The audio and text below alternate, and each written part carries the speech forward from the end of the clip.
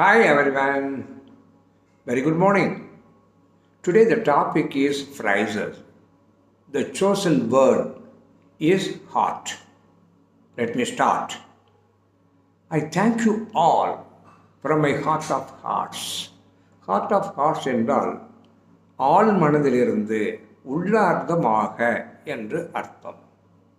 My house is after my heart. After my heart நான் நினைத்தது போலவே மனம் போலவே என்று அர்த்தம். The death of my mother broke my heart. Broke my heart என்றால் தாங்க முடியாத துக்கம் துயரம் என்று அர்த்தம்.